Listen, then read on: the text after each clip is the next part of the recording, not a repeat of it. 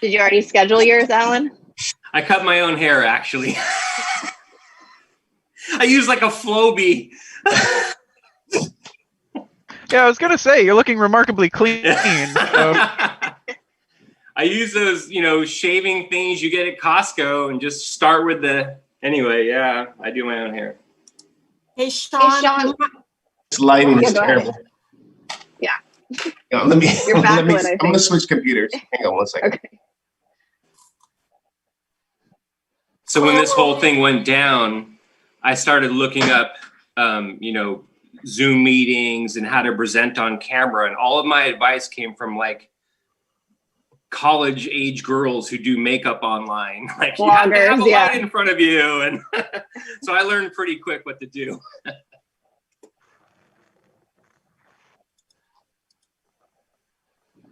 How are you doing, Claire? Good. You always look so happy, and you're always colorful, unlike me. I dress up a little bit for these meetings because they're recorded. Not all my Zoom meetings are so colorful.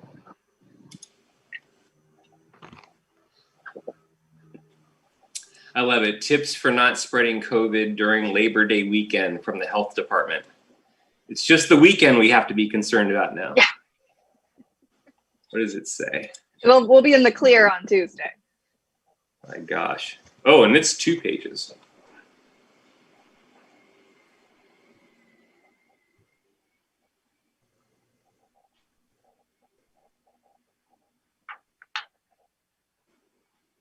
Yeah, I've set the Alameda County Health Department to my.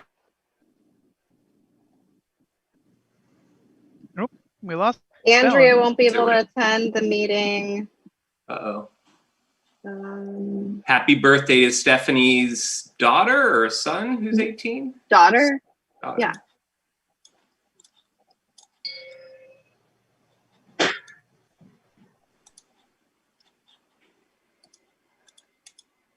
Sorry, I'm trying to log onto the computer right behind me. Where are you? At my office.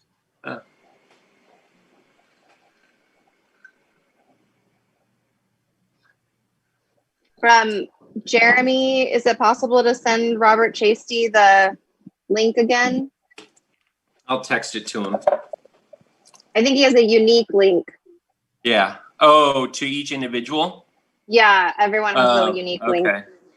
All right.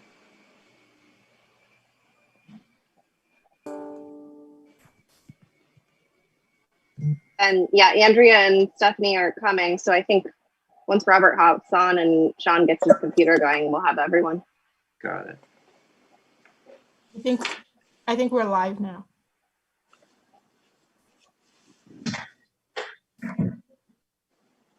Ann Sue, can you say hello or? Hi, everyone. How are Hi, you? Alan.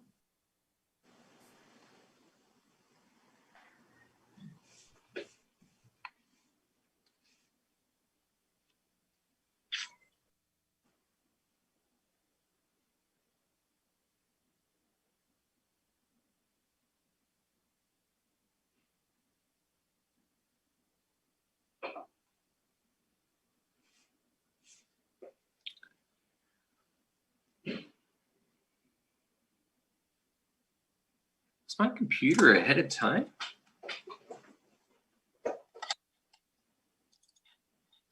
It's a bad sign for your processor if your clock is off.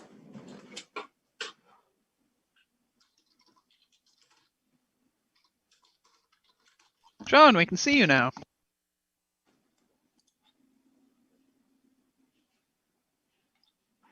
It's after 6. After 5.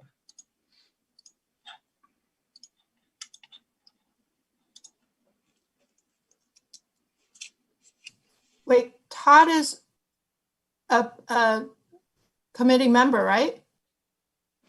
Technically not, but he should be. Oh, not. Okay. Technically.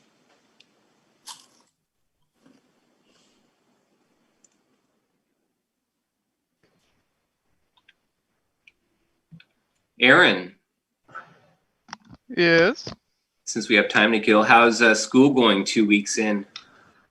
Only one weekend, but 1 week. it's busy and good. Did they give you a discount? No. If Hey, Aaron. only. Hey there. Hey, Alan and Aaron. Robert. All right. Who's that other person?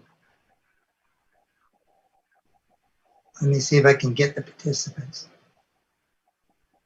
You have If a you're on grid a view. phone, you have to. If you're on a phone, you have to swipe. Like me, I only see one person at a time who's ever talking. But in general, on a computer, you should be able to see the. What do they call it?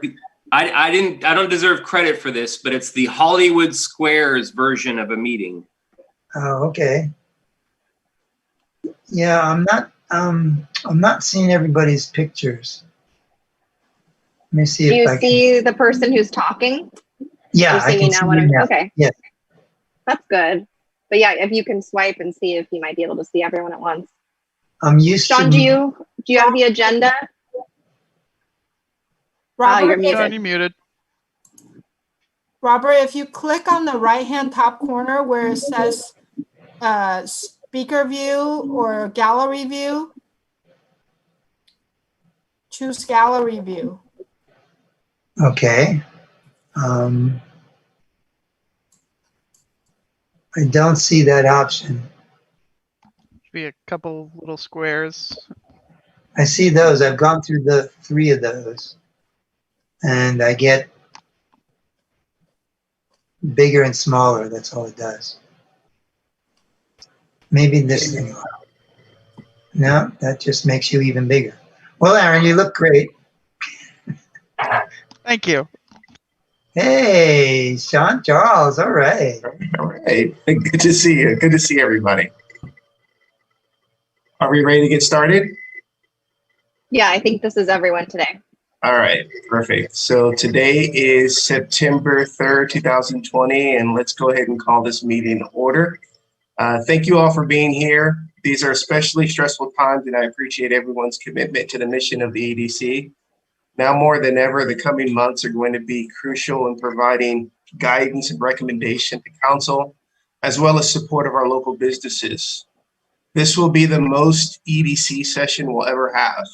Recommendations, and most importantly, the pace at which we make them, will shape, make, or break our local business economy. Our city council, along with existing businesses like Kim's Cafe, Flowerland, Ivy Room, All-in-One Fitness, all may count on our guidance to make sure we have an active plan to keep existing businesses here, reduce vacancies, attract new businesses, and support a plan that's conducive to all Albany businesses, whether it's a restaurant, retail shop, hair salon, nail salon, or even a home-based business.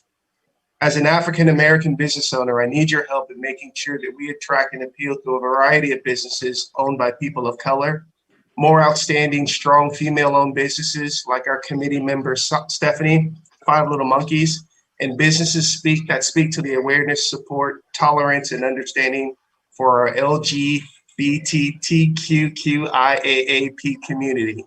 Along with this, we'll ask for the support of our city government in making sure permitting and licensing applications are painless and seamless, and inspections are fair and consistent. This is a tall task, but I'm proud to chair this committee, filled with all the talent and diversity we see here. I value your contributions and look forward to being along this journey with each and every one of you. And with that, I'll ask Claire for roll call. Thanks, Sean. Committee member Kane. And if you could say verbally for the record. Thanks. Committee member Chasty. Here. Committee member Goldman is not able to make it tonight. Committee member Montag. Here. Committee member Sala is also absent. Chair Tiedemann, or Vice Chair Tiedemann, sorry. Here. And Chair Charles. Here.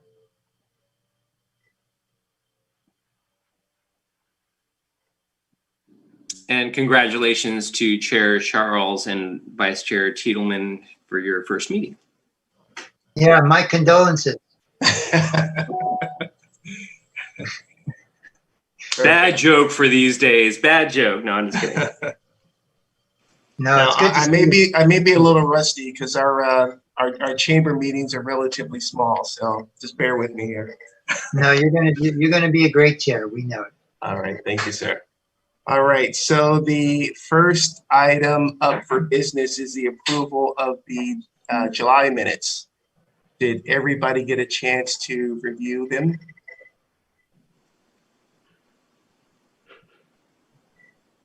I move we approve the minutes of July. Seconded. Perfect. So we have a move by John and a second by Aaron. Can we get a roll call, Claire? Sure. I don't think you have to do that for the minutes, Okay. but we can if you'd prefer. Perfect. And can you confirm for the minutes? Roll call vote, please. That was better. Okay. Yes, then I was wrong. Thank you. Committee member Kane. Yes. Committee member Chasty. Aye. Committee member Montag. Aye.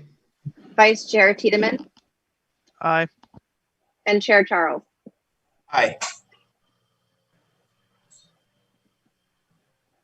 So the minutes are approved as said. So the next item we have is the public comment. Do we have anybody that wants to speak by raising their hands in the comment section?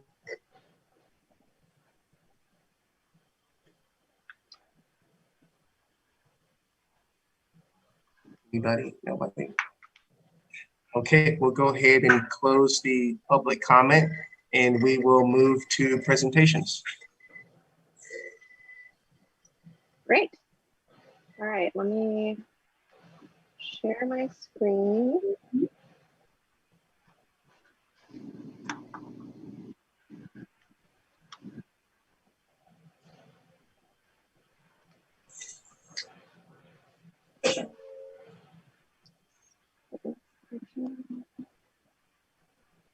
All right. I'm going to provide an update on the county shelter-in-place order status and some projects we've been working on to support economic recovery. And then I'm happy to take questions at the end. And there's a couple questions for you all on how we kind of move forward from here. So first, an update on COVID. This data is from Alameda County's COVID dashboard. And the graph of daily case rates shows that case rates spiked over the summer and still remain significantly higher than in May and June.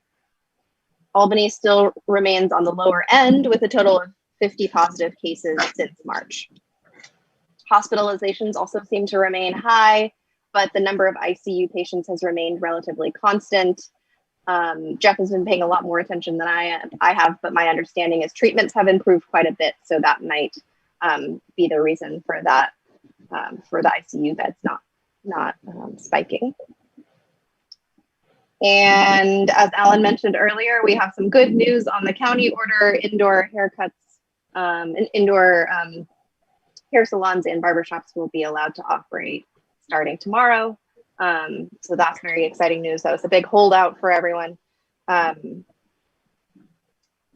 other businesses have been able to reopen since we met last. And we've issued a couple encroachment permits for outdoor haircuts, but we may not see many more of those because now they can operate indoors. So we'll keep you updated on that. But that we had just had a couple and that process went really smoothly. The county has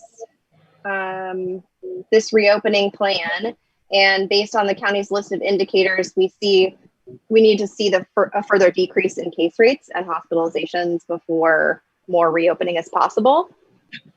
Now that salons can open indoors, it seems like the next phase would allow for indoor dining, and that offices, bars, indoor gyms, and public gatherings would probably come quite a bit later. But that remains to be seen. In terms of business support, first I'll talk a little bit about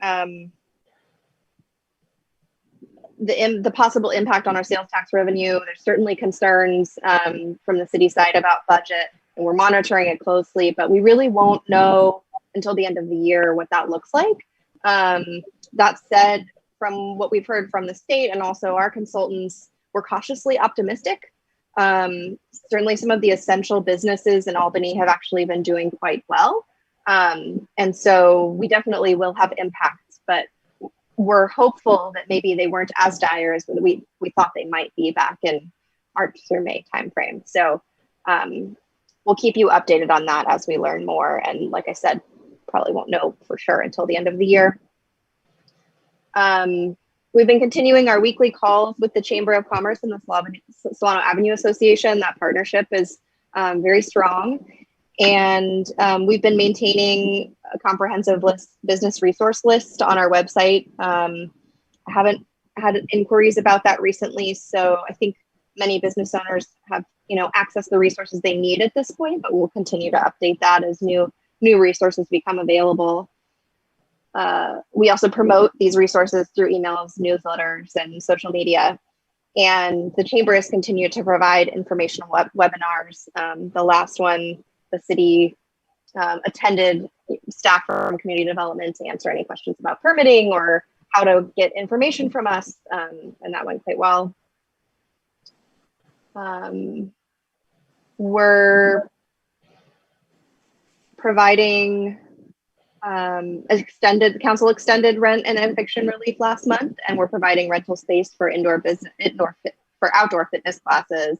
And council plans to waive the fee for outdoor fitness classes in September, I believe. So that should be coming down the line. And we're working to address commercial vacancies and creating a marketing plan, but these are things that are actually later on in your agenda, so I won't go into detail about them now. And then we're also preparing for a physically distanced version of Albany Local Week this year. So that's very exciting. And I'll talk a little bit more about that. The Community Development Department is actually teaming up with the Rec Department. Traditionally, this is a Rec Department event, but they have been focused much on essential services, human services during this emergency period. And we see Albany Local Week as an excellent economic development opportunity. So the two departments are partnering, and then we're also hoping, we've initiated these conversations to work with the Solano Avenue Association and the Chamber of Commerce to come up with some fun and safe ways to engage people in supporting Albany businesses and shopping local. Traditionally, this has been a part of the city's September recreation events, but we're thinking that it's likely to be held in October, early to mid-October this year, just based on timing. And we're still working out the exact dates, so I can share that with you what I know.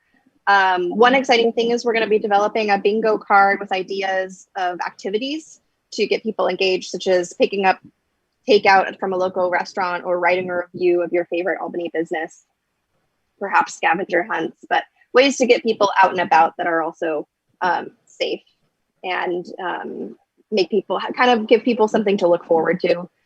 We're still looking at the details, but this could be a fully online bingo card, or there's a possibility we may actually be mailing these out. Sort of depends on timing and budget. We also may be able to have them available at, say, the senior center for people to pick up. That way we can get the word out to people in a variety of different ways.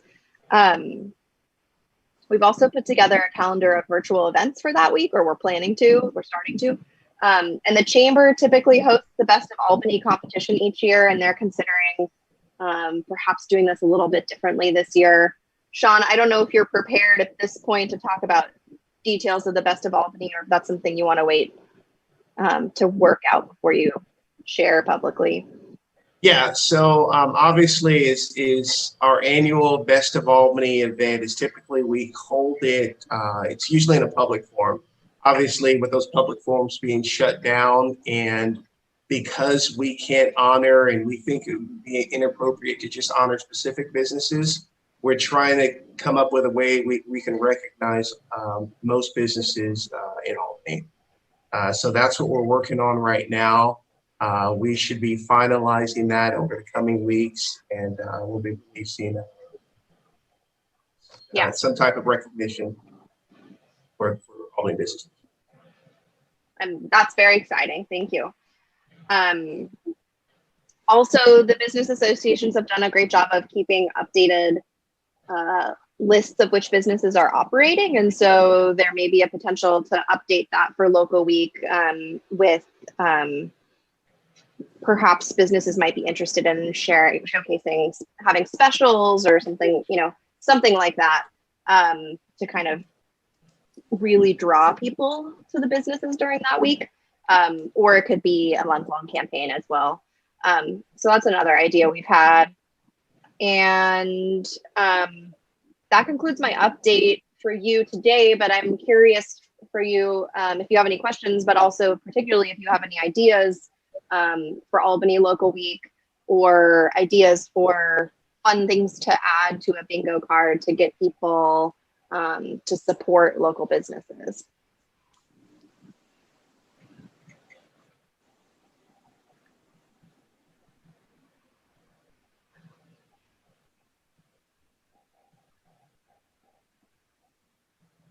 I have a kind of a comment that it may be more appropriate with the subcommittee, but it kind of ties into that. Should we just wait until the subcommittee report through the chair? I'm sorry, I'm muted. No, I'm just asking. Yeah. So, is either way, if you want to leave it here, please. So Alan and Stephanie and I met, or virtually met.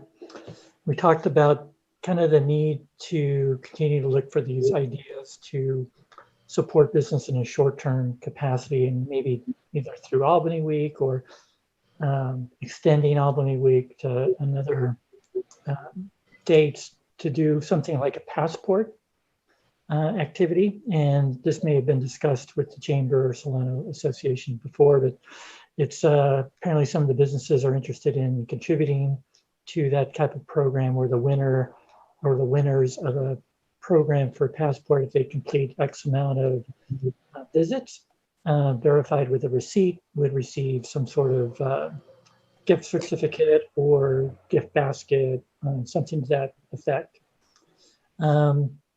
There was also, well, that was probably the one connected. And then another one was potentially a coupon, like where it's 20% off for 20 businesses, or it could, could make it bigger depending on how many people would want to be part of that. And that would be another vehicle to kind of support and bolster Albany Week, or continuing that kind of theme and promotion. Perfect. Nice. Great ideas. Thank you for sharing. Any other comment from our committee members? I just like the fact that Claire used the term physical distancing earlier as opposed to social distancing. Mm.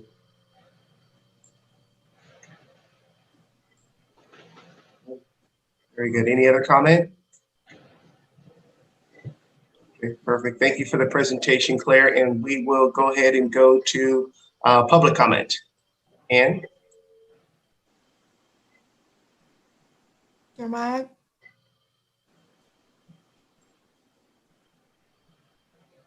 Sorry, hold on a second.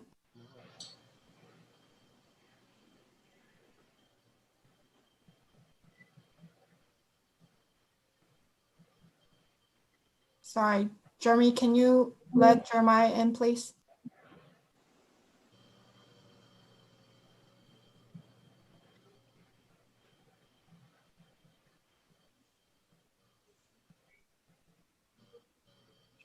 So we want to take the time to thank our attendees. To see Jeremiah and Todd. Thank you for being here. I'm gonna let Todd in first. We're having a little trouble letting Jeremiah in right now, so we'll let Todd speak first. Go ahead, Todd. Okay, thank you. Just quick, a suggestion. This is something I thought about earlier in all of this, and it strikes me now as we're looking for ideas for Local Week. What about contacting Sam Dubois, who organized the alternate reality game last summer, the Albany Keykeepers and all that? There might be a little something he could do, kind of an alternate reality game that would work for bringing people all around Albany. He took us out to the bowl, he took us all over. And I'm sure he could design something that would be pandemic friendly. Anyway, that's just something I wanted to mention. I frequently remember it and then I forget it again. So I wanted to mention before I forget again. Thanks. Thank you, Todd. I believe there's some technical issue on Jeremiah's side, so he went off. He may come back for public comment a little bit later. Okay, no problem. Committee member Kane.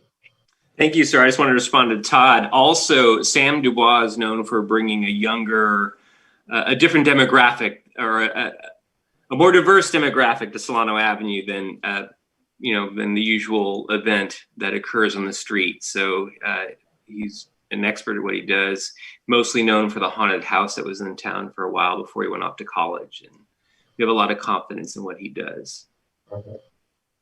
Maybe offline, maybe the chamber and the SAA can maybe contact him and see what we can come up with. Local sharp kid. Sounds good. Chair, Jeremiah is back. I'm going to try again to let him speak. Hi, thank you. Is this public comment or do I need to comment on agenda item? This is public comment. Thank you very much. So yeah, I'm here on Solano Avenue right now. I noticed all these restaurants, it's great and everything. You put cones out. I really appreciate the cones for safety. That's wonderful. I noticed originally you guys had all these rules for these restaurants, no lights. A lot of them have lights, no plants, no planter boxes. They'll have planter boxes. All these rules you came up with in the beginning, they're like destroying half of them, but I don't know. So this whole COVID-19 thing, obviously has everybody scared. And I really hope for Albany to be pushing for not just Solano Avenue Association, but also for San Pablo Avenue Association as well, because I feel those businesses kind of get left out of a loop. So there's only such thing as a Solano Avenue Association. So and Solano Stroll didn't happen this year, right? So there's no Solano Stroll. It would be this next coming weekend, second Sunday in September. So it would be Sunday, yeah. Yeah, I see what we're kind of trying to do. We're trying to do something informally that's not Solano Stroll, like a bingo night for the community to get together. I think it's great. I myself, and I'm going to be walking up and down Solano on the second Sunday. I'm going to do my own stroll, wearing my mask, everything like that.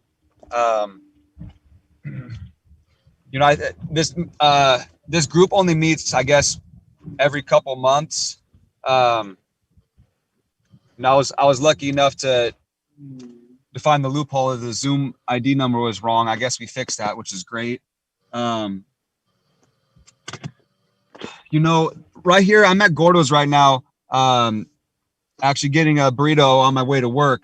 And so this crosswalk right here, it really needs a pedestrian crossing sign, because there's all these cars and people want to cross, and Solano needs to be safer to cross the streets. How can we develop an economic business center like Solano Avenue without considering pedestrian safety?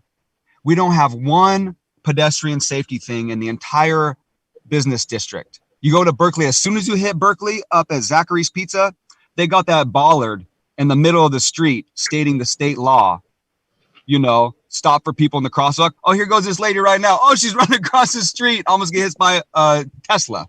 Okay. So, I'm coming at you live from Solano, right in the heart of the business center. And we need this safer for pedestrians, because it's going to encourage businesses. It's going to encourage walking in the community, and it's going to help economics. So please get Albany safer for pedestrians. Thank you. Perfect. Thank you. Thank you for your participation in the call, Jeremiah. Perfect. Any other public comment? Councilmember Kane, or Committee Member Kane. I do not have that privilege. Hopefully it will be Councilmember Abbott later on, but we'll see. So going back to Jeremiah's point, I do recognize that there's a certain Dodge City aspect to what's going on in town. And I originally contacted Jeff Bond with some questions. And I certainly don't want to pose questions to city staff that they're unprepared to answer.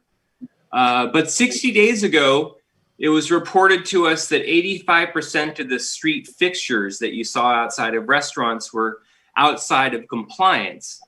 And I'm wondering if anybody on city staff has an update on if that 85% number has changed. Thank you for asking. I am sorry, I am not the right staff person to answer that. But I can check in with Jeff and Ann and get back to you either on Tuesday or via email. Cool. The other question I actually had specifically was whether there were a number of restaurants that were performing their services without insurance, being that they're now serving on public property. And then lastly, as we're moving through the phases, we're now in phase 2.5, I guess you'd say. Is there a plan to look at the restaurant fixtures now that life resumes back to quote normal? I don't know if there was ever a metric as to whether or not those fixtures were successful, and I hope they were. But at the end of the sunset, you know, we need to kind of have the parking spaces back or whatever the case is in the future, and we're wondering whether anybody has addressed that yet. Well, I can tell you we haven't addressed it yet since indoor dining isn't allowed yet. But I think that was my understanding was these encroachment permits were specific to the, at least to the emergency situation, rather than indefinite. But I'm again, not the right person to ask. So I don't want to give you any inaccurate information. But I have a list of questions I can. Yeah, these were questions that were totally directed at Jeff. I didn't even expect you to respond, and I wasn't going to bring them up actually until Jeremiah. Thank you for mentioning those things. Thanks, Jeremiah. But anyway, thank you, Claire. And Alan, if it's useful, if you want to forward me your message to Jeff, in case you have other questions. Oh, it's not a big deal at all. It was just wondering. Okay. Good. I don't want to, I'm sure you have enough to do, Claire. I'm not bothering city staff about, these days I try to give you all a wide berth. I know you have a lot to do, so I don't want to be there with my somewhat minor needs in the larger scheme of things, distracting you, so. Well, thank you. We're here to help. Committee Member Tiedemann. Just to follow up on Alan, I'll mention this again when we get to the end in future agenda items, but I think it would be lovely if in a future meeting we could get more updates on the encroachment permitting program and how that's going, how businesses are dealing with it. I know we got one written public comment about how that's going from the perspective of the organizers of Inside Out with their update that they've got 50 supportive businesses, but I'd love more if there's staff time, more updates about the city perspective. Thank you. Thank you. Quick question. Speaking of such, is I know we received public comment from the Albany Inside Out, and I just wanted to make sure that I recognize that we did receive. Had a chance to read it.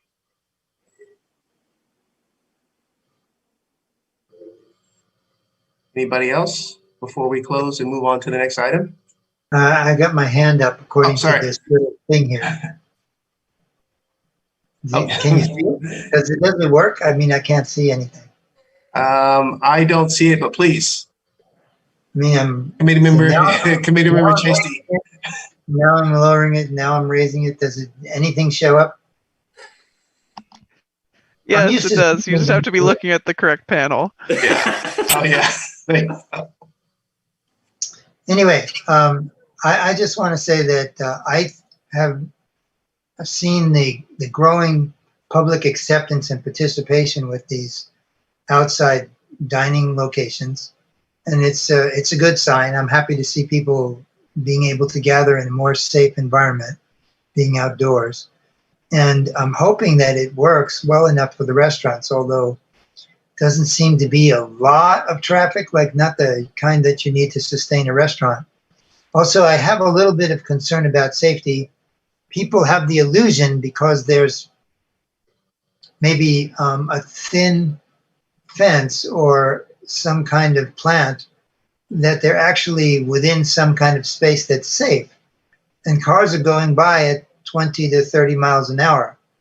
I'm hoping that I'm happy to see the lights, because anything that makes it clear that this is a private space or privatized space temporarily will make the motorists be more careful. But I'm a little worried about people sitting actually within 2 feet of passing cars thinking that they're safe. And so when I originally thought about this, I thought the city would come in with stronger bollards, and it looks like a pretty good job was done, but I'm not sure that this is as safe as it could be.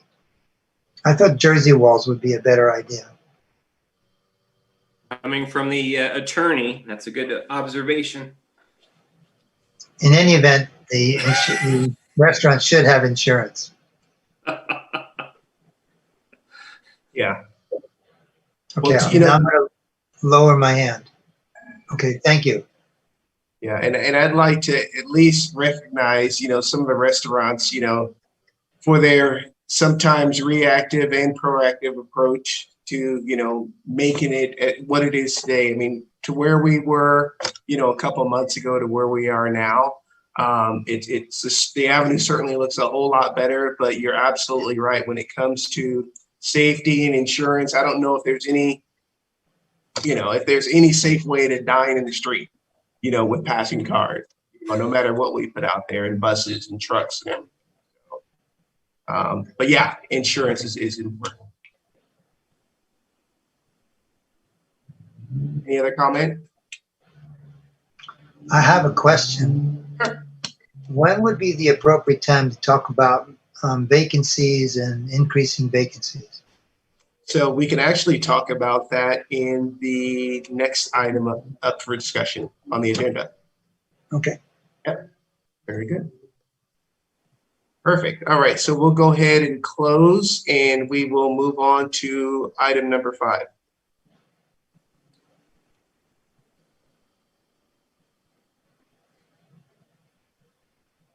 All right, commercial vacancies. So we've heard your concern that commercial vacancies are an issue in the city, and we agree. And unfortunately, what we learned, I think they're difficult to address. What we learned from commercial real estate broker Tom Southern, who spoke to the committee last year, was that some owners are simply charging too much for the spaces. And we've had a lot of trouble adding any mechanisms to address that. But we have a couple plans. Sorry, I went too far there. We have a couple plans to address this, and we're interested in your feedback. Our first attempt is kind of a friendly one, and then perhaps the committee can have a conversation about policy mechanisms if that doesn't work so well. But we've drafted a letter, and we have a list. We're just kind of finalizing the letter, and we're going to send letters to owners of vacant commercial properties in the city to urge them to consider renting their properties for the benefit of the business district and the community as a whole. Kind of urging them to understand that that the vacancy detracts from the entire street. And also, we're asking them to get in touch with us because we'd really like to do some stakeholder outreach and engagement, learn why their properties are vacant. Why have they had trouble finding interested tenants? Have they dropped the price and still had difficulty? If we can learn that kind of information, perhaps we can try to work with them on solutions. And right now we're doing some guesswork and making assumptions. And so it'd be really great to understand a bit more first. And then if that attempt doesn't work, if we can't get in touch with them, if it seems like issues they're having aren't things that we can address easily, then we could look to nearby cities like San Francisco that have implemented some more innovative programs, such as mandatory commercial vacancy registration systems, where people at least have to register online saying my property is vacant, and that's very clear. And, I hope it doesn't come to this, but some cities have instituted potential fees for vacancies after a certain long period of time of a vacancy, a reasonable period of time to be able to find a tenant, as an incentive, a monetary incentive for people. If renters weren't a monetary incentive enough, adding a fee to encourage the space to be rented, because it seems like we do have some property owners that aren't local and perhaps not particularly invested in filling those spaces in a timely manner. And so that's our current update. It's kind of it's not any kind of official plan, but this is kind of where our heads are at, and we're curious if that sounds amenable to you. We'll of course update you through this engagement process as we hear more from commercial tenants. And also we're thinking next month, if people are interested in offering the Tom Southern come back and speak again in the context of COVID, if he can kind of share with us what's happening with the commercial real estate market in this very moment. I think that would be really interesting to know. So please let me know if you have any questions or suggestions. So I have a question. Do I need to raise my hand, or can I just ask? You may ask. Go and ask. Thank you. Have you checked to see if the non-visible spaces are being hit as well?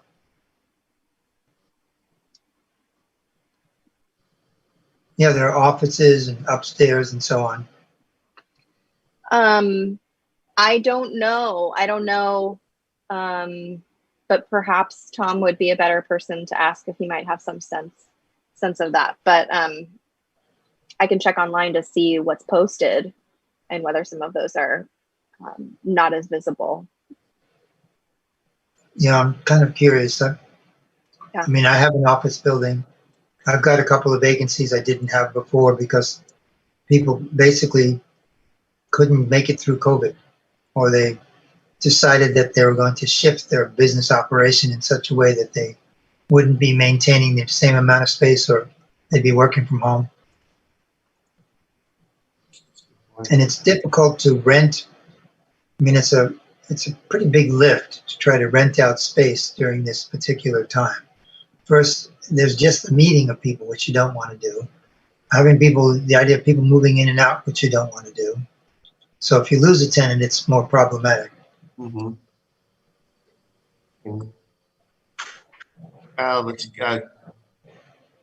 Committee Member Montal. Thank you. I'll just add that the registry component, at least my understanding, you can only really charge for staff time or actual time that, if you're going to go look at the quality of make sure the building's up to snuff, make sure that it's not a light safety issue, and then you charge for those fees. I think, and then there's some sort of minimum, but at the end of the day, it seemed to be a lot more I'm going to say costly, but just the time consumption of doing that versus what the actual kind of pain threshold that could be inflicted, so to speak, on a property. But I'm just throwing that out there as information that I know. I'm not saying you shouldn't look at it, but I just want to put that out there. Well, thank you. Committee Member Kane. I have a lot to say on this subject, but I'll try to keep it short. Basically, the Solano Avenue Association and Albany Chamber of Commerce has spent almost 40 hours, which doesn't sound a lot aggregated, but contacting every single business on the street, as well as making phone calls, because really only a third of our district is open. And we've identified a lot of common threads. It's what's keeping businesses alive. And one of them is the overwhelming generosity of the local property owners, not the investment houses, but the property owners that live in the area, et cetera. And what you found was, and Robert Chasty mentioned visible vacancies. Well, I'll tell you, the problem is much deeper than you know, because a lot of the vacancies aren't really visible yet. What's happening is the first couple of months, a lot of the local property owners said, hey, free rent. I get it. We're in a pandemic. No big deal. Then came month 4, month 3, month 4, and people were like, well, maybe half the rent, whatever the case is. Now it's month 6, and we have businesses on the street trying to get out of very long leases. Rent is one thing, but getting out of a long lease is an entirely different subject, an entirely different challenge. So whatever problems we have now are going to be compounded shortly in the next I'd say 30 to 60 days because everybody moves out near the 1st. The other thing that I'd like to point out as far as vacancies are concerned, and this is a real issue, are our gyms. These are large properties who have unforgivable equipment leases with large companies that have been, they've rented $100,000 worth of top of the line, Bluetooth treadmills. And they have $10,000 a month in rent that is now 6 months behind. So it's $60,000 in rent. And however, they're avoiding phone calls from the people that own the equipment. So the gyms are going to be a real issue later. If you think vacancies are a problem now, these smaller 500,000 square foot spaces, we're going to have empty, large spaces. We already have 3 within a quarter mile of Solano Avenue. So that's going to be a real issue, are the gyms. Thank you, Mr. Kane. Any other comments? So sad.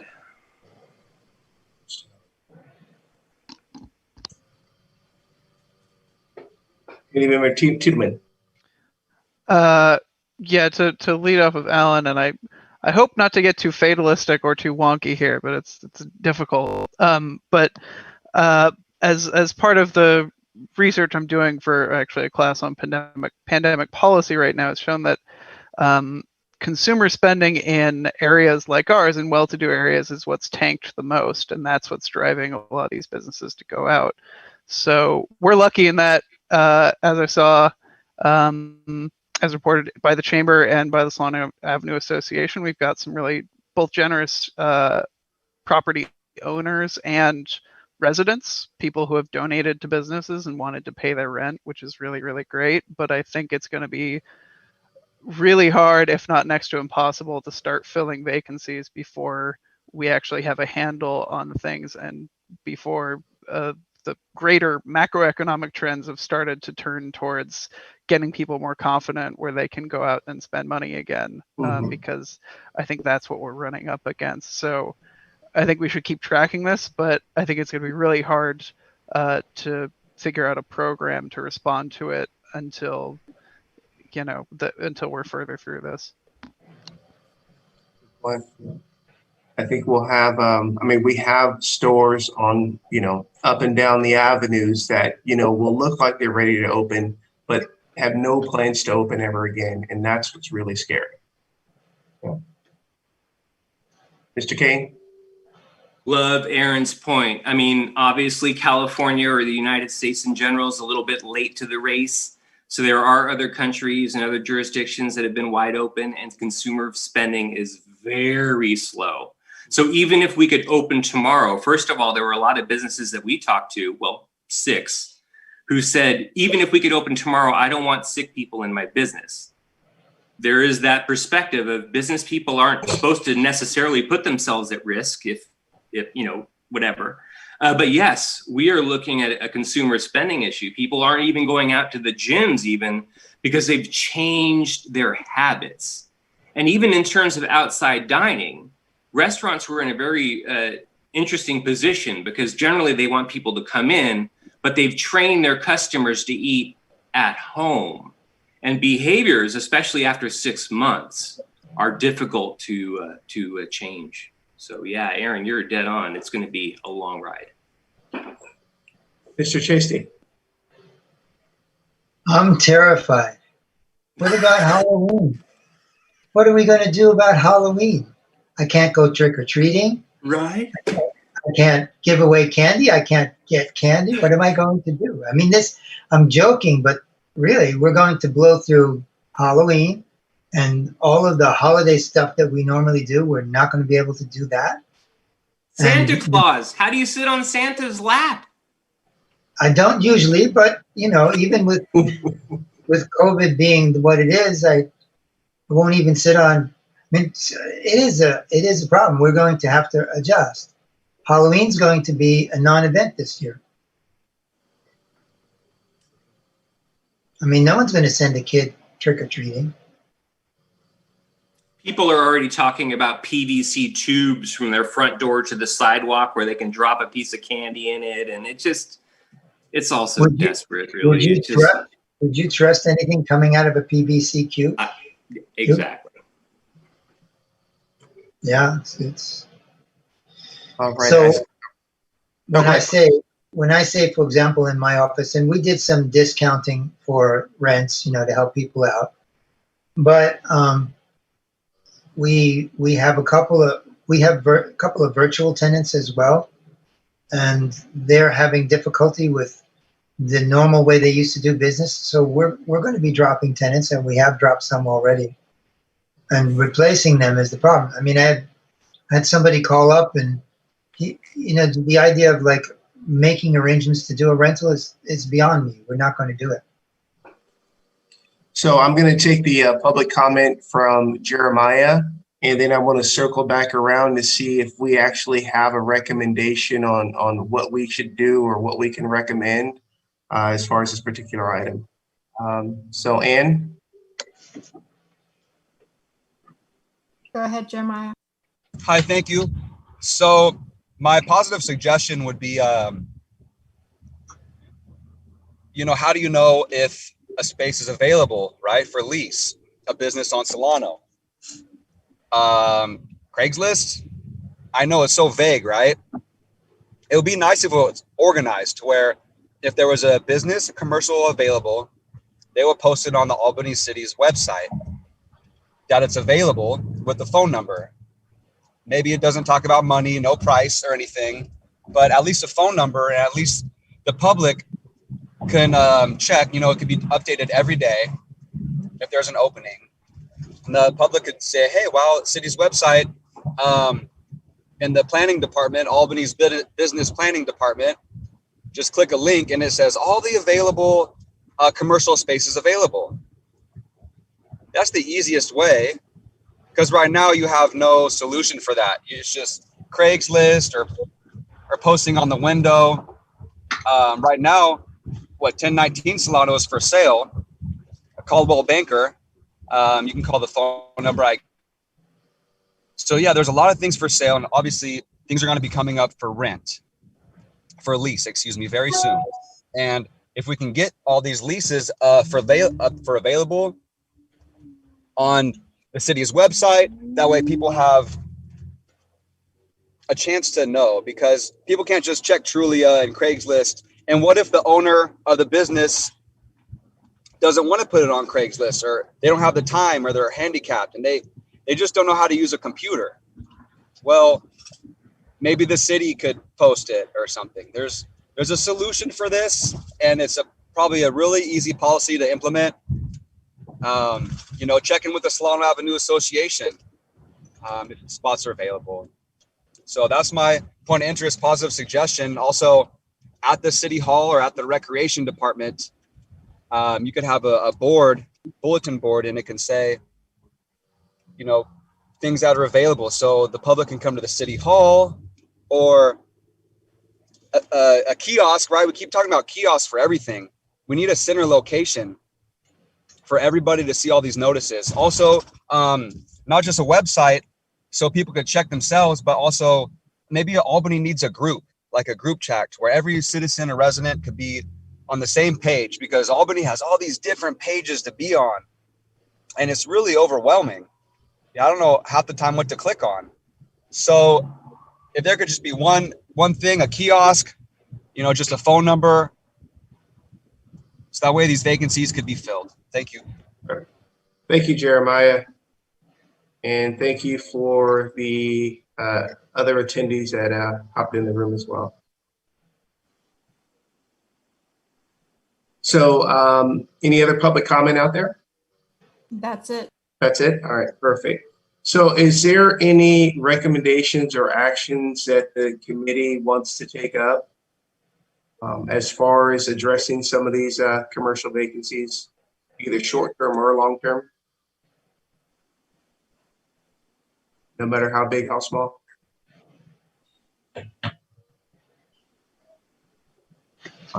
All right, so we can move on to. We have Alan's raising. Member Kane is. Oh, I'm sorry. Sorry, I'm on the wrong panel. I told you I was going to be slow at this.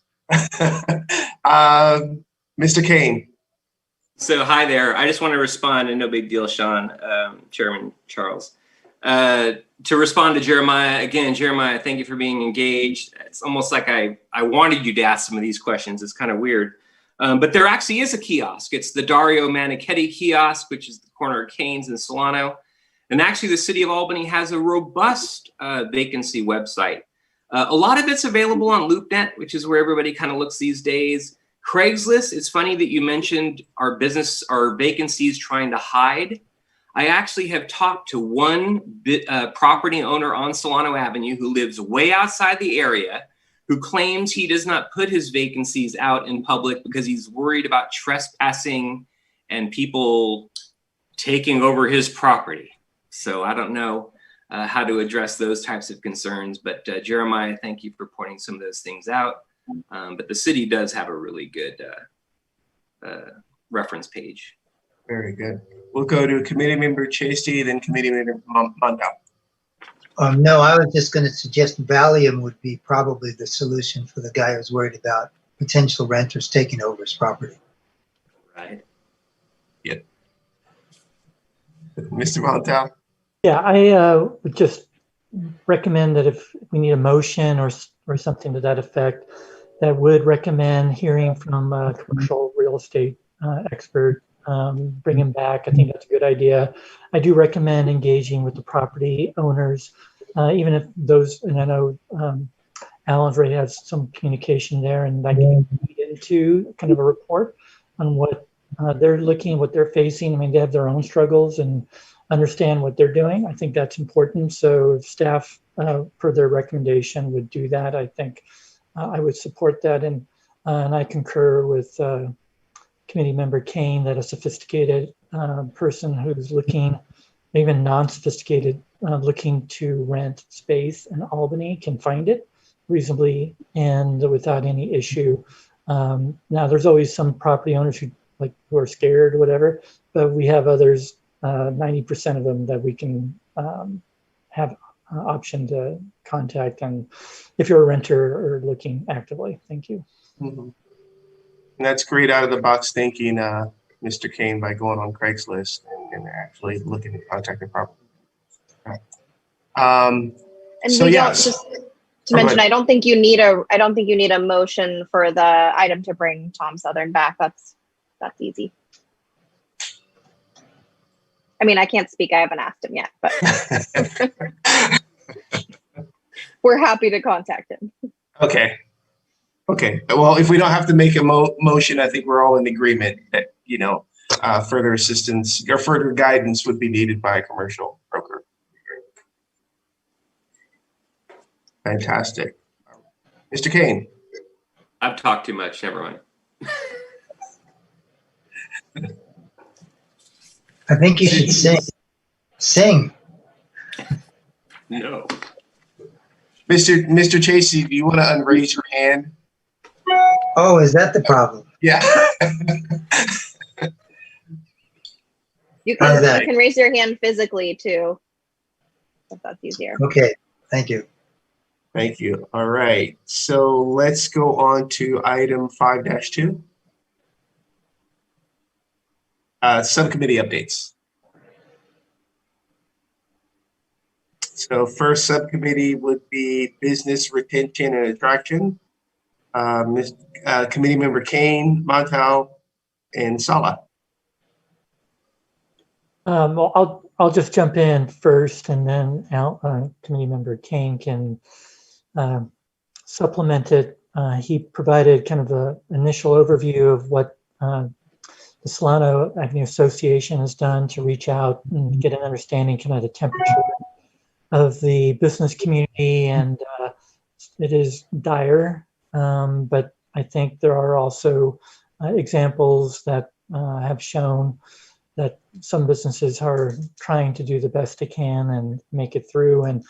And I'll just share with you, just if possible, if staff, when they're talking with the chamber and with Solano Avenue Association, just to continue to beat the drum that shopping local, businesses are open, do it now, send more sense of urgency this point seems to be kind of important and would kind of resonate with kind of the, I guess, the temperature that's out there from businesses saying we need help and we need it now, especially from the community. And the community has been super supportive and super engaged, but now if that other half can be more engaged, I think that that kind of communication was something that our committee hoped can continue and be more strong, I guess, become more strong. Also, if there is another kind of topic that was brought up is like shop for the holidays, shop now. Kind of if a program could be kind of talked about, like Monday, Tuesday, Wednesday is the slower week. I mean, not when I say slow, if people are shopping Friday, Saturday, there's only so many people that can be fit into a store, that if they can go during the slower times and shop for the holidays, that would be well received. And maybe that could be coupled with a promotion that I mentioned earlier, that's the passport or the 20% offered to 20 businesses. So I think those were kind of the main topics that we talked about, and I'll defer to Member Kane if I missed anything or if there's more to be added. Thank you.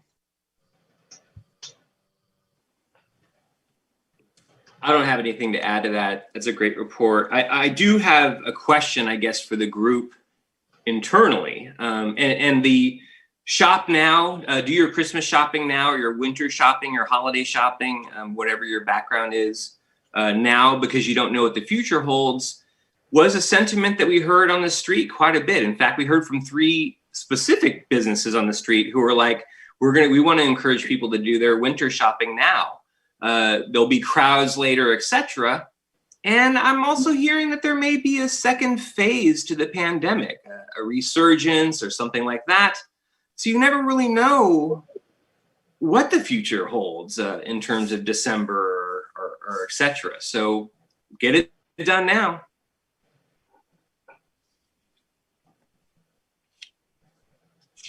Good. Are there any questions from the subcommittee update?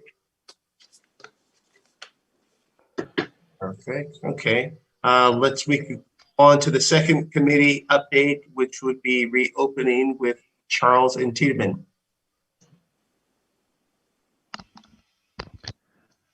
I can talk on this a little bit. First of all, thank Sean for doing a good write-up that he sent. I meant to translate my notes into something more readable, and he did a much better job.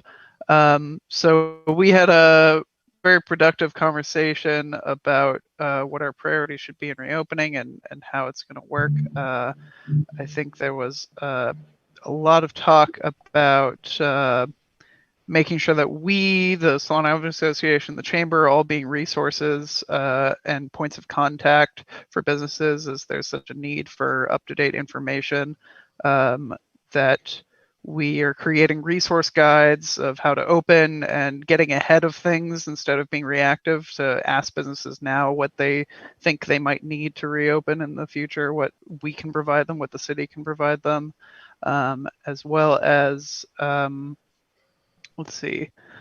We also mentioned that there's a current plan to have some UC students help with the marketing strategy, which we both thought was a great move and could be really useful. And we touched on some general goals, such as having some more fee waivers, giving more leeway in regulations, and just generally providing the flexibility that businesses need, as we've done in the encroachment permits and more generally. To add to that as well, I think one thing that we touched on that I think is going to be really vital to this is advocating at higher levels of, there's only so much the city of Albany can do to help businesses reopen, and we don't have the money to give them all the resources we wish they could. So it's going to be incumbent on us to funnel those concerns upwards to the city council, who can hopefully lobby at higher levels at the state legislature and on up from there to get the resources that everyone needs. Sean, did I miss anything? Well, no, you covered everything. Awesome. Awesome report. yeah, I mean, one of the things, I mean, when we talk about reopening is, you know, as a business owner, is I'm just used to being in control of everything. You know, I can control when I open, I can control, you know, my clients, I can control, you know, inventory, whatever the case. Now, all of a sudden, you know, with COVID, obviously, with everything being shut down, is we have no control over anything. And as things begin to open up, there's still no control of it because we don't know when we're going to open and what capacity we can open because things are constantly changing. So, I mean, in a sense, businesses are always just kind of playing from behind and will continue to play from behind. So one of the things, I mean, in summary, the things that we discuss is, again, just kind of getting ahead of everything and making sure that our businesses are well informed with resources, with knowledge. So when they are ready to reopen and when they are ready to look for, and when they are ready to ask for help, the help is readily available and the resources are readily available.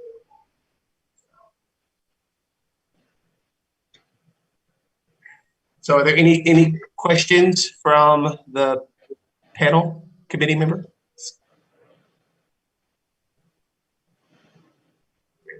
I see we have a question from one of our attendees. So Ann? Go ahead, Amy. Hi, it's Amy Smolens. Hi, I was listening to part of the this meeting on YouTube, so couldn't weigh in when Member Chasey was talking about safety, and this certainly applies to reopening the businesses that have reopened.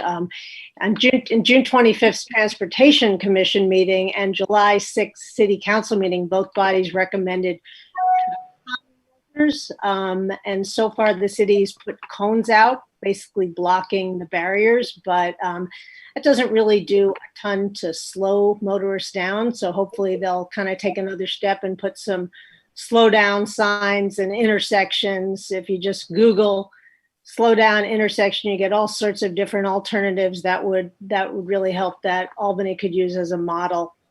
So I hope they'll do that, and I think that'll address some of your all concerns. So right now, I mean, there's Albany Inside Out has more than 50 supporting businesses, including almost 30 that are participating, and I bet that every single one of them would be really happy and agree that slowing traffic down will help make all their spaces safer and more comfortable and busier. No matter what you do, you want people slowing down. They'll be more comfortable when they're there, and they'll also be more likely to notice your business if you're driving more slowly, and you're more likely to come back if you've had a pleasant experience. So I hope the city will do that, as they were directed by a couple of the bodies. Thanks. Thank you, Amy. Welcome. Any other public comment? No? And we will, Jeremiah. Hi, thank you. Obviously, people's safety and health is the utmost, most important. Originally, when this whole restaurant thing came out on the city streets and the parking spaces, yeah, for me, it's not very smart. It's obviously unsafe, right? You have AC transit buses. God forbid AC transit bus to veer off course a little bit, right? So, you know, basically, when this thing first started, I have some reflective caution tape I got from Amazon. I put on my car. I went up Salon and I put some red caution tape on a bunch of barrels, and it fell off. I should have probably stapled them on there, but I did ask the business owners first for permission. Boss Burger let me put some on there, and Eunice, not Eunice, but the one by the coin exchange way there on the bottom left. I put these red and white reflector tapes out there for safety because you guys hadn't done anything. And it was so sad to see that it just all came out brown wood, brown barrels. It's so dark and it's just so unsafe. And those, I forget what they're called, the orange things you're supposed to fill with water. Have you even filled those with water? or are they just empty, full of air? So are you even using the safety stuff you have in place already? Are you even using it properly? Because those things are supposed to hold water, right? But I don't think they're full of water. I mean, I'm not sure 100%, but they seem really light, like anybody could just move them. So that's one thing of concern, that those are being used improperly. Hey, Jeremiah, I don't want to take your time. I just want to ask you, when you mean you guys, who do you mean? Thank you. I just meant like the city, the leadership, the leadership, because I'm a citizen, right? So I take action in the moment everywhere I can. And like, I don't need money, and I do ask permission from people, and I just take action in the moment because I see what's done. And when I say you guys, I just meant the leadership in the community, because there's so many groups, so many leaders, you're all spread out. But it's like, you have to have these meetings to do all these policies before anybody gets out there and takes action in the moment. Like, I'm out here taking action in the moment, putting the safety stuff up. I used to put a cone in the middle of the street on Cornell and Solano last year. I kept putting this bollard up in the middle of the street to slow people for when kids cross the street. So yeah, put bollards in the middle of the street, in the middle of the crosswalks. That'll help slow traffic down in the middle of the street. So please make sure those orange barricades are used properly and full of water. And I don't mean it any disrespect by you guys. Good question. I'm just saying the leadership, or who is responsible for all these things, just make sure they're used properly. Thanks. It's probably overlooked. That's all. Perfect. Thank you.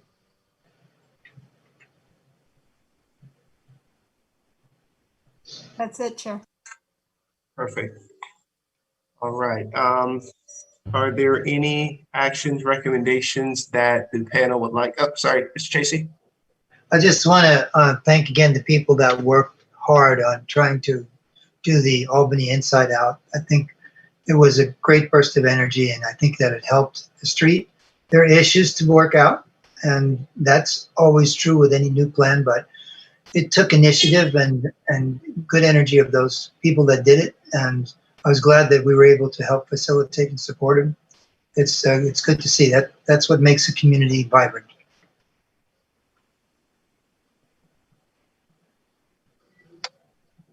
Are there any recommendations or actions the committee would like to take on this subject? Okay. All right, we will then move on to item number 5-3 update. I'm sorry. The arts committee, was there a arts committee update? Did she send in anything? She said she's going to attend the next meeting. Okay. There may not have been a meeting, but she's going to attend the next meeting and report back next month. Perfect. Great. Okay, so we will move on to 5-3 update on the mark. Alan has his hand up. Oh, Alan, sorry. No big deal. Solano Avenue Association, Albany Chamber of Commerce have been working on a mural program that would encourage selfies. So you might have seen this at the Universal Cities City Walk or Universal Studios City Walk, where there's big angel wings on a wall where people. Thank you, Alan. And actually, I did want to add one more thing to this.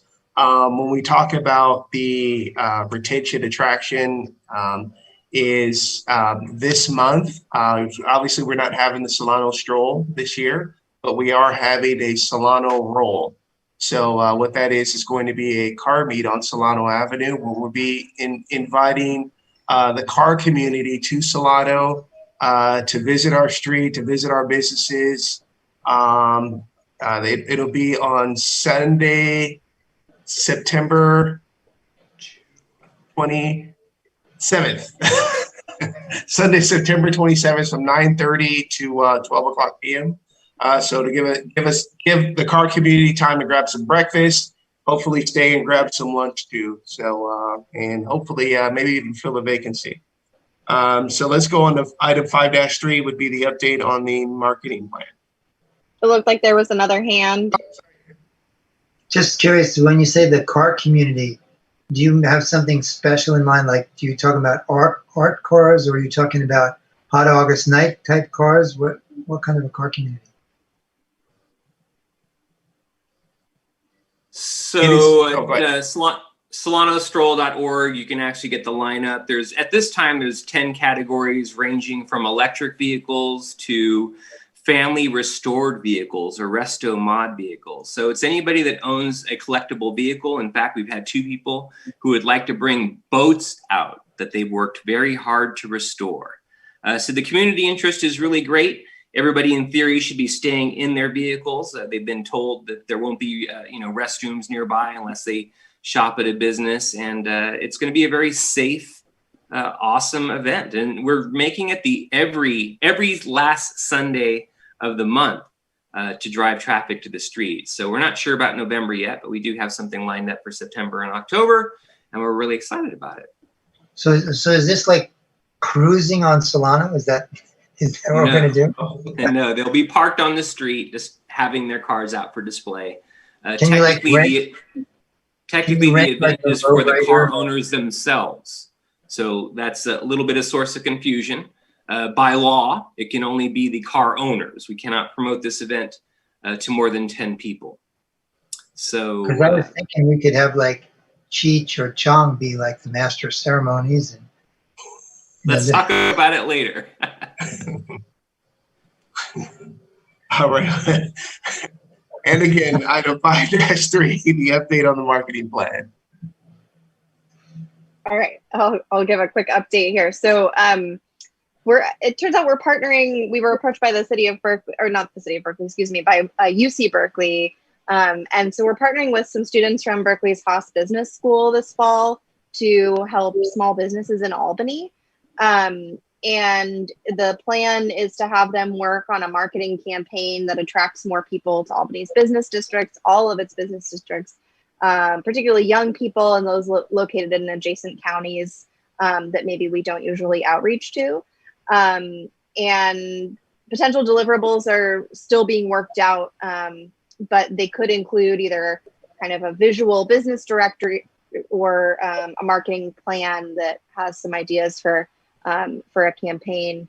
And we're still working out the details, but the first step will be to meet with the students and give them a walk of Albany's charming business districts to get them familiar with everything that Albany has to offer. The conversation we've had is kind of, where can you go where you can do just about everything you need. And so we're hoping that maybe there's some young vision that can help us attract younger people to the streets. I just want to mention it's a student-led project, so there's no guarantee of what the outcome is going to be. I'm sure it will be great, but we can't really dictate that, and we're probably not going to have a lot of influence over what they come up with. We're going to give them a lot of information, and they're going to go back and work with their advisors and come up with something. And so perhaps if it's not perfect, it's something then we could amend to make work for us. But I did want to give you a chance to provide any input now before we meet the students, if there's anything that you're really interested in seeing, any kind of priorities you want to share that we can share with the students before they begin their project. Now's the time to do that. And then of course, assuming it's something that's appropriate to share publicly, then we would share it with you at the end of their term. Perfect. Thank you for the update, Claire. And I will bring this to the committee, starting with committee member Montauk. I think that's great. And the only thing I would just throw out, just make sure San Pablo is included when they look. And it could be 2 separate items, but hopefully not. But I just wanted to make sure we had a broader component. Thank you. Any other comments out there? Perfect. One of the things I like is just having a fresh perspective, a young perspective. At some point, I almost want to say, hey, you know what? Let me see what the chamber and the SAA can contribute. But at another point, I'm like, well, it might be good to just see it with your own set of eyes. So considering they're going to be the next, generation that hopefully fills the avenue with new business and new customers. So if there's no other comment, I guess we can go ahead and bring it to public comment. Hi, thank you. What a perfect agenda item, right? Does everybody realize how ironic this is? You have all these safety people, you want all these cars. You want all these cars to drive down Solano, yet you still haven't made Solano safe to drive down yet. So you want to flow and overflow all Solano and pack it to where it's like a parade, right? So what we're doing is a Solano Stroll parade, right? Okay, copy that. What we're doing is a Solano Avenue parade. It's a car parade. I get it. So, but that's not safe. I mean, earlier in the meeting, Alan Kane said he realizes the jump and dodge factor of trying to cross Solano Avenue. It's almost like trying to cross San Pablo now. It's really unsafe. So if you have all these cars driving down Solano, when is it going to be okay for a person to cross the street? Are you going to have crossing guards? And I hope the police would be there to help do public safety, at least, like, control the crosswalks. At least have one officer on each intersection. Hire some crossing guards just for that one day. Okay, since we don't have school and we paid money for crossing guards, since we don't have school, right? Well, maybe we can use those crossing guards just for one day and have every single sidewalk or crosswalk on Solano have or someone can volunteer. How about volunteer? I'll volunteer. I'll hold the orange flag and a safety vest, and I'll help people cross the street on that one day. I'll do it for a couple hours, no problem. But maybe put up a sign, asking volunteers, So I would do it. I'm on the safety committee here at the Port of Oakland at work. So I deal with safety all day. Yep. Before we do this and have all these cars drive up and down Solano, because you got a lot of hot rods, right? Revving their engines, motorcycles real fast. Vroom, vroom. They're going to be people peeling out, all this stuff. So if we could do it in a safe manner, it's okay with me. Thank you. Thank you, Jeremiah. Committee Member Montal. I just want to make a point of order that, we are on a different topic. Yeah. And seems like there's been a couple of times where we've been getting public comment or just comments off topic. And I just want to say from a point of order that be mindful of that just from the public's perspective and from the committee perspective. Thank you. Thank you. And I thought about that as well. And because I added it so late to the subcommittee update, is I didn't get the chance for the public to talk about it. So I wanted to be fair and respectful to the public. Committee Member King. So the cars will be parked. Motorcycles are not invited. It's cars and trucks at this point. And although the state allows us 200 vehicles, we're actually only inviting 100 vehicles out to make it safe. So appreciate the feedback. We're already ahead of you. Perfect, thank you. And we'll go ahead and go back to public comment. Amy Small. Hi there, just want to give you guys a heads up. You may be aware that Coachella, the music festival, is also that same day. So that's going to be there. That's a music festival with about 30 music venues and in people's front yards and socially distanced and everything. So the last Coachella, which was in July, people were walking and biking around, just kind of spending 20 minutes, whatever, at one venue. So there will be a ton of bike and pedestrian traffic as it is that day, which is great. And so there should be a lot of business on Solano, period. So I hope you'll maybe consider inviting human-powered vehicles, depending on your parameters of this role. But it's going to be a hopping day on Solano. Thanks. Thank you, Amy. All right, Mr. King? By law, it can only be a car event. All right, so, and again, to Mr. Montal's point, my apologies.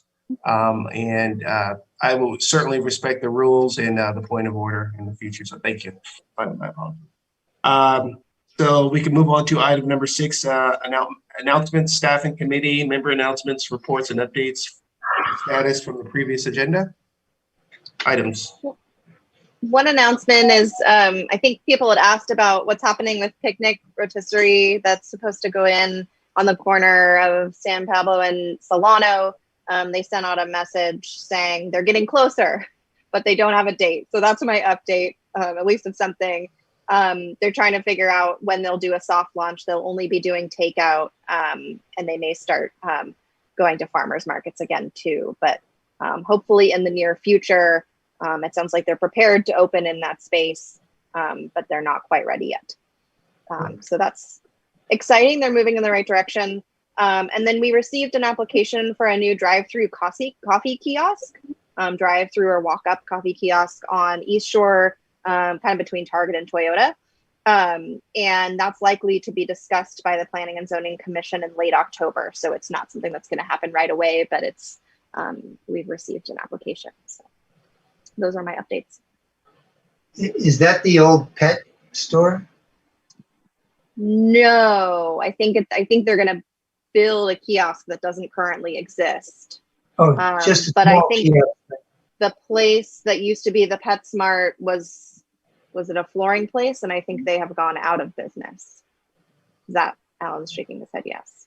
So thank you for reminding me. That's another update. Oh, but Alan probably knows all the rest of the things that I'm missing. actually, no, I have a question for you. Is the coffee place part of a chain? No, because, well, I'm not positive. You probably because can't I haven't say seen- either, but yeah. I haven't seen the application, but my understanding is the application had kind of a generic name, or maybe they hadn't figured out, like generic sign, they hadn't really figured out exactly what their branding was the sense I got, which means not a chain, but I could be wrong on that. Any other future agenda items? I know we talked about the commercial broker just as a recap. Also to reiterate for having more updates on the encroachment permit program. Perfect. And when we're closing, I have a statement or a question or another reason for you all to fire me, but when you're ready. I don't think we have that power, but go ahead.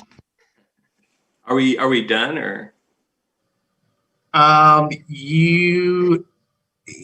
Is it an agenda item? No.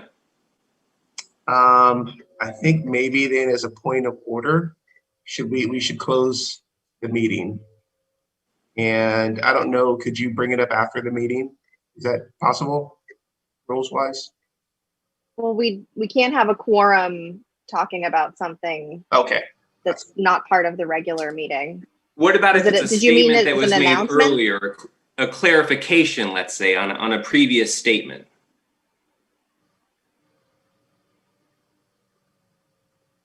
Well, I think technically because the item is closed, it shouldn't be allowed.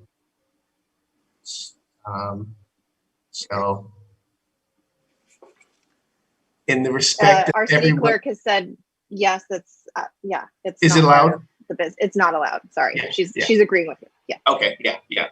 So in respect to people's time, we'll go ahead and confirm the next meeting on Thursday, October 1st at 5 p.m.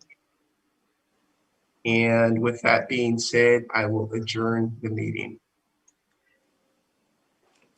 Thank you, Thanks, guys. all. Good Sorry, job. Aaron. We'll talk later. Aaron, I'm sorry. We'll talk later. No worries. Good job, Sean. Thank you, guys. Thank you.